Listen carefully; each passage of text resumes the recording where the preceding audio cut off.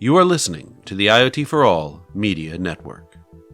Hello, everyone, and welcome to another episode of the IoT For All Podcast, the number one resource and publication for all things IoT. I'm your host, Ryan Chacon, and on today's episode, we have Brian Saab, the CEO of Unearth.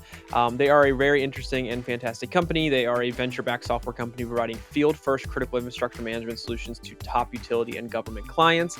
So this conversation is a little unique. We talk about some areas, some industries that we don't necessarily regularly cover. We talk about how the money being invested in U.S. infrastructure, how that's kind of playing a role in things, how we see IoT influencing and the new use cases in the maintenance, construction, and resiliency type projects associated with the infrastructure. We talk about mapping tools, we talk about mobile GIS, just a lot of stuff that we don't regularly cover that I think is super exciting for us to have the opportunity to talk to with Brian. One thing I do want to ask of you is if you are watching this on YouTube, to please like the video, subscribe to the channel. If you're listening to this on a podcast directory somewhere, please be sure to subscribe to our show if you have not already done so. It helps others find it. It helps you get the latest episodes as they become available. But back to our show, I think this is going to be a great episode. I really hope you find a lot of value in it. But before we get into the episode, if any of you out there are looking to enter the fast-growing and profitable IoT market, but don't know where to start, check out our sponsor, Leverage. Leverage's IoT solutions development platform provides everything you need to create turnkey IoT products that you can white label and resell under your own brand. To learn more, go to iotchangeseverything.com. That's iotchangeseverything.com. And without further ado, please enjoy this episode of the IoT For All Podcast. Welcome, Brian, to the IoT For All Podcast. Thanks for being here this week. You got it. It's great to be here, Ryan. Thanks for having me. Absolutely. Excited for this conversation. I want to kick it off by having you give a quick introduction about yourself to our audience. Yeah, happy to. So hello, my name is Brian Saab. I'm the founder and CEO of a software company based in Seattle called Unearth. My background, I've always been in software. That's kind of been my gig. Originally from Texas before moving out to the Seattle area about 15 years ago, and worked at some big companies like either Dell Computing or DHL or Microsoft here in Seattle. But about 10 years ago, started a series of companies. So I've run a digital agency doing custom work for big brands like NBC and that kind of stuff. I've helped start a marketing automation platform that targeted the hospitality sector. But my latest startup, Unearth, really focuses on the built environment. So we really work with either contractors or landowners that have big distributed teams and big distributed assets, and they have to manage those assets. And so you can think of things like energy companies or utilities or transportation, that kind of thing, which is kind of cool because that sort of ties me back to Texas, which is, as I mentioned, where I'm from. My family has a multi-generational construction company. My grandfather started it. My dad runs it today. So I kind of grew up in construction, and to finally be able to sort of marry my passion for technology with the built environment, it's been pretty awesome. Fantastic. Tell me a little bit more about kind of the founding story of the company. I think it's always a fascinating place to kind of start. Just where did the idea come from? I know you kind of alluded to a couple pieces already, but just generally speaking, what kind of brought Unearth to exist, and kind of what's the overall role you were playing in the space? Yeah. So we, my co-founders and I actually started with drones. We were really excited about drone technology. This is sort of back in 2015, 2016 time period. I mean, who doesn't get excited about a flying robot? It's pretty awesome. And we had done some research that suggested that drones and construction in particular were going to kind of be this perfect match from a product market fit.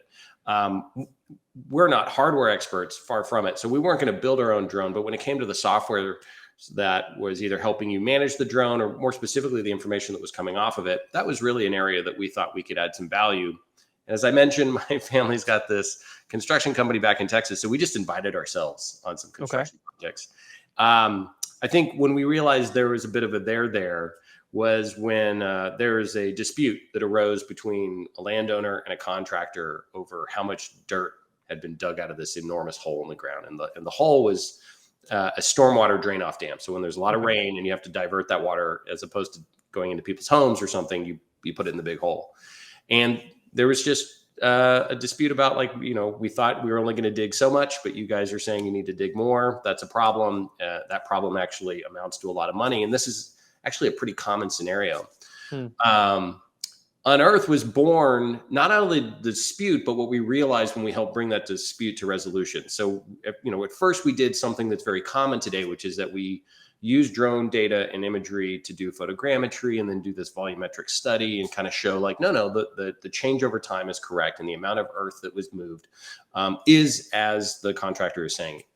The more interesting thing that we learned was that you didn't get buy-in from all the stakeholders associated with that project. Rather, the more math-oriented stakeholders, so the engineers and the designers, they were all about it. But the financial partners, so the bankers, the insurance companies, even the landowner themselves, they needed more. And what we found was that just having things like high resolution photography, being able to merge in additional data from either the equipment that was there or even prior surveys, it was the totality of all of that information that got everyone to agree this is true. And that was the inspiration for Unearth, was that, okay, look, we have to mix lots of data. There's no silver bullet, right. But when you start to mix everything, you really do create alignment and agreement between the people that matter. And then you can start to make decisions and you can make them faster. And that's kind of where we came from. Nice. So take us through some of your, any current either use cases you can share, you're comfortable talking about, kind of where the focus is for you all and kind of how it all fits together. Yeah. So we're very much focused on critical infrastructure, kind of for obvious reasons. We've been there for a while, but now clearly the market's going after that as well. And so, as an example, utility customers, they are here to serve power to all of us, right? That's their job. And that can come in the form of either the electric grid, or that can come in the form of maybe gas distribution. And all of that infrastructure requires a ton of attention and support. And so our software is used to help give jobs to team members out in the field. They know where to go. They know what job they have to do that day. Oftentimes it's some sort of critical inspection. If they do a condition assessment in our software and realize there's a problem, they then have to create another job for another person to go do the maintenance to fix that problem. And what's amazing is that this used to all be done via paper. I mean, so much paper. It was unbelievable. And now, through the use of wireless technology, cloud technology, mobile devices, it's really this sort of synthesis of all of these enabling technologies. We can do all of this without paper. And what that means is we can do it so much faster. I mean, the process for those types of inspections used to take weeks. Wow. And it wasn't that the inspection took weeks, but moving that information around to make the right decisions, that took weeks. We've pulled it all into a day. Everything happens in one day. Okay. And that's pretty powerful. Absolutely. Now, let me ask you. So you talked about infrastructure, which is actually a topic we haven't covered all that much on the podcast. We haven't had many guests that have as much exposure that sound like you all do to this. So, as just a general citizen, we hear about how much money the government's regularly spending on infrastructure. So how do you kind of see IoT playing a role in kind of maintenance, construction, and things like that when it comes to the infrastructure that we have that we have around the country? Yeah. Well, I mean, just taking the latest infrastructure bill that was, I think, a watershed moment, quite frankly, for our country. That's $1 trillion, right? Right. That's going to be spent ostensibly over the next 10 years, but a lot of it's going to kind of happen in the next few years. Okay. Across some major categories. So our grid is one, right? Like where we get our energy from. Our transportation scenarios, like roads, bridges, highways, that sort of thing. And then water, right? And so, I think a lot of us have heard about Flint, Michigan, and all the lead that's in the water lines there. So these are real material aspects of our society that we have to address. How we get around, how we get power, the drinking water in our homes and our schools. It's really key. And there's a ton of physical labor involved in dealing with this kind of stuff. So, don't get me wrong, a lot of that $1 trillion is going to go to actually be moving or delivering material or building new structures or, transmission towers, et cetera. But gathering information about what we have today and then allowing ourselves to make some key decisions about what we need in the future, technology can really drive that, in particular IoT. So I'll give you a prime example. Lead service lines. These are water lines. They've been in place for generations, quite frankly. It looks like spaghetti underground. You don't quite realize it. We think it's real uniform. It's not. These water lines are running everywhere, but ultimately it's delivering water to your home, my home, our neighbors' Right. homes, our schools. Right. And we're discovering that there's actually a lot of lead out there. I mean, and lead, causes all kinds of health problems. We have to discover and determine where those water lines are. And IoT is a perfect technology to help us go do that inventorying first, as well as the long-term monitoring over time. So you can see scenarios where we don't really know where those water lines are. There's a pipe that goes from the water supply down into the ground, and then there's a pipe that pops up at your house. But in between, we obviously know it's flowing, but we don't know where it is. But there are technologies that allow us to do sensing in the field to then identify where those lines are. Right. Our software is used to then document that for posterity's sake, so we know exactly where those lines are. And then there's other technologies that are used to sense continuously what's the quality of the water that's flowing through these pipes. Because quite frankly, there are some lines that need to be replaced. There are some lines that just need to be monitored. And we can save ourselves a ton of money if we don't have to replace something necessarily, if we can just monitor it and make sure that the water quality that's going through that pipe is okay. But we have to be proactive about it. So there are really just enormous opportunities to bring IoT and other sort of technologies to bear that are going to just improve our basic society. And there's literally billions of dollars at stake.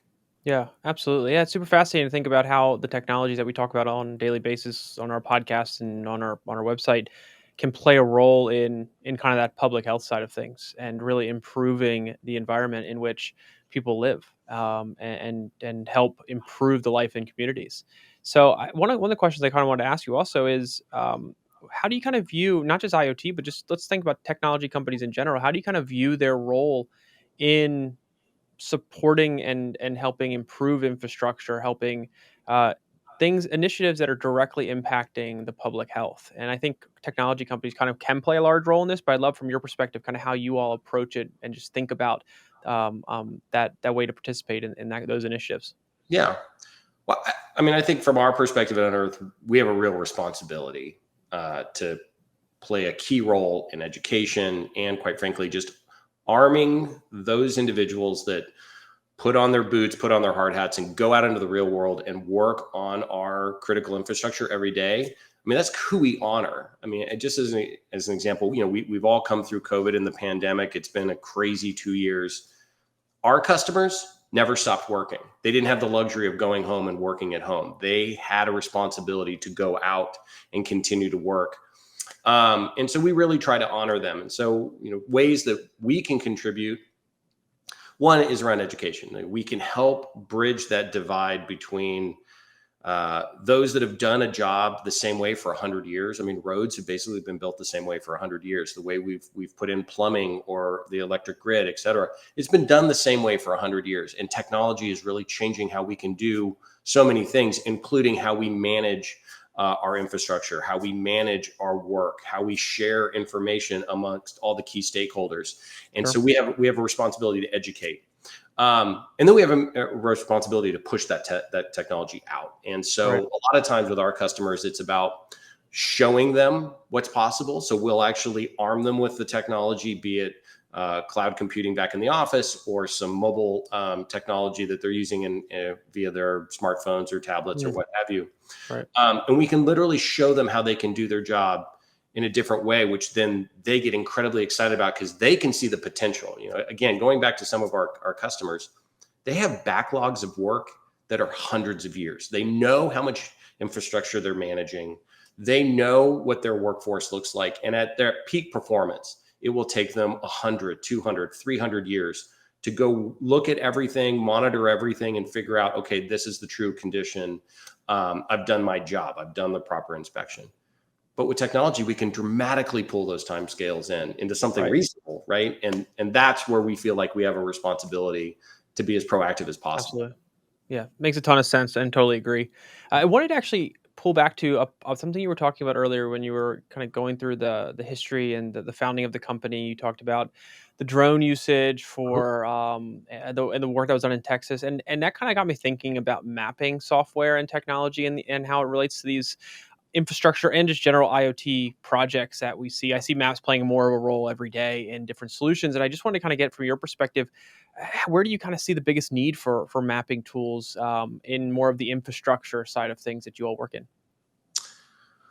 Well, I think in some ways, maps have always been there, right? I mean, GIS as a category plays a prevalent role in any sort of infrastructure project, but it's always been in the domain of the specialists, right? There's been a small. Can you define like GIS real quick, just for our Yeah, audience? yeah. Sorry. Geospatial, geographic information systems. Okay. It's really the study of space. It's the study of geography, and it can oftentimes be a deeper analysis. So it's not just the map, but it's an analysis Sure. of maybe some what ifs of what's going on within this territory.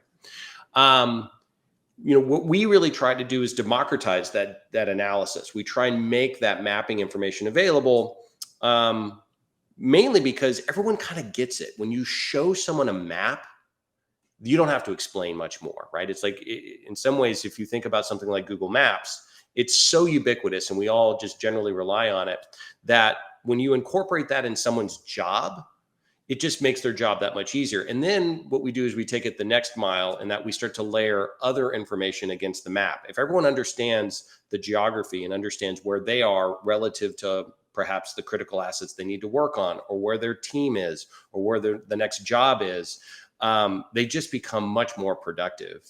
And it has applicability in many scenarios. I mean, yes, your standard predictive, like scheduled maintenance, of course. But emergency response as well. An emergency response is new information just cropped up, perhaps from an IoT sensor or some other sort of remote sensing technology that has alerted command and control that there is an issue. And you want to push that information out to the team that can respond as quickly as possible. One, you want to know who's the closest team.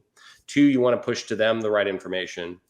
And if the size of the emergency is large enough, as an example, in an earthquake or a wildfire or a hurricane, which happens, even the mapping goes beyond just the work itself. I mean, we have scenarios where hotel rooms are listed on the map, because it's like, look, we know you're in the field. You've been working 18 hours. You got to get some sleep. Put the tools down, drive to this hotel. A room is waiting for you. Get some sleep, and then you're going to get at it the next day.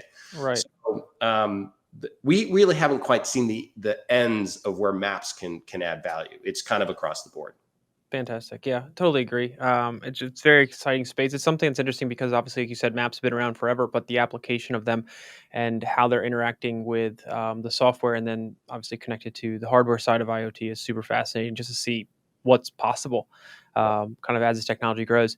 One thing I wanted to pivot here for a second and just ask you, obviously, when we're talking about the government, we're talking about kind of the public health. That gets into the conversation of kind of what we've experienced for the last number of years throughout the pandemic. And I wanted to ask, from your perspective as an IoT company, how has COVID really impacted your business and the infrastructure providers that you work with, and kind of like what challenges that really cause to occur, and then at the same time, how do you overcome a lot of that?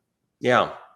Well, I think a lot of companies shared our concern, which was when COVID first set in, we were kind of thinking, survival, right? Like, how do we make this work?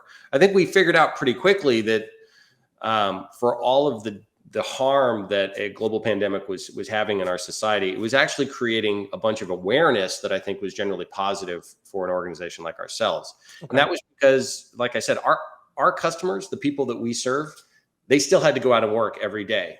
What they couldn't do was go to the office. And so many of their well-established communication rhythms in decision-making processes broke down. They would usually huddle at an office somewhere, kind of look over maybe some major blueprints or maybe some major maps and figure out what was the work that was going to happen that day, and then go from that hub out into the world to go do their work.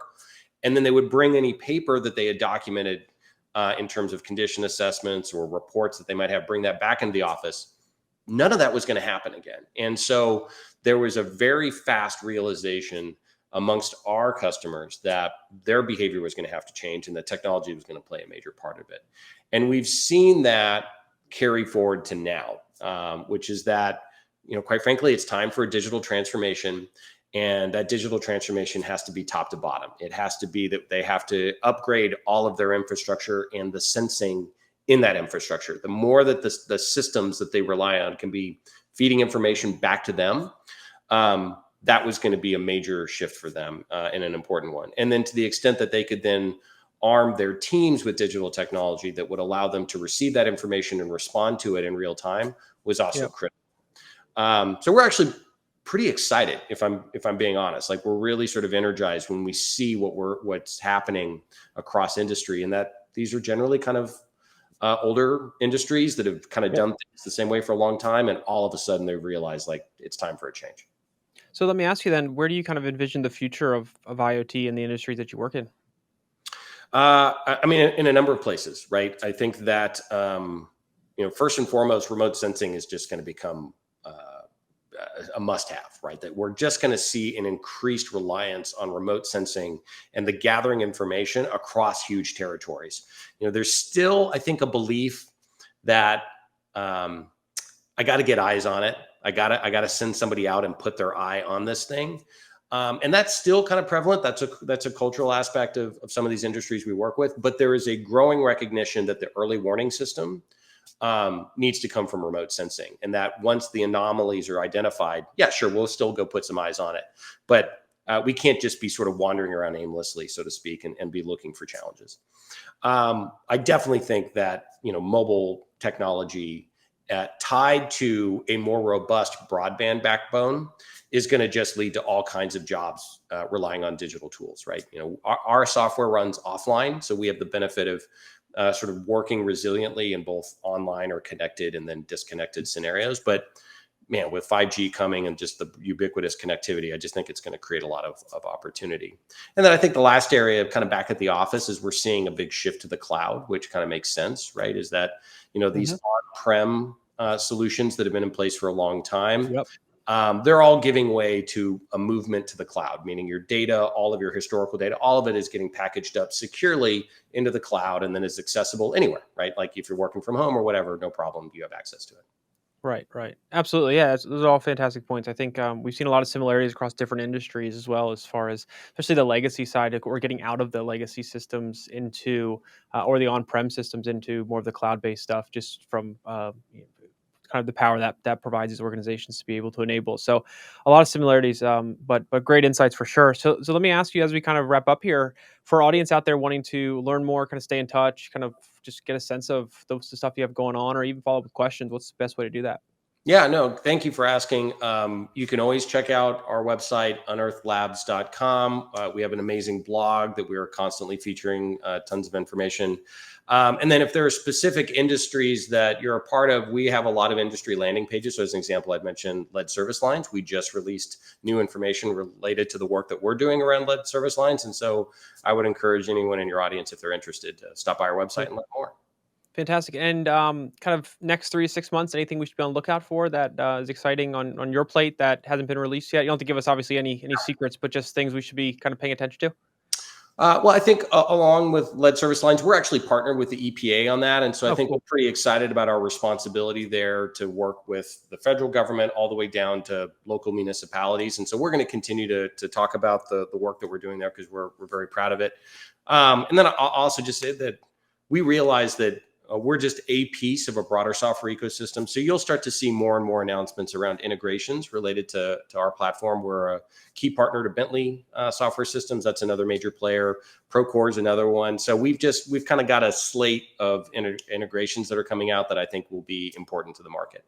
Fantastic. Well, Brian, thank you so much for your time. This has been a great conversation about a topic we have not covered a lot of. So I'm really appreciative of you taking the time to kind of share this insights with our audience here, and really appreciate it and hope to have you back at some point in the future.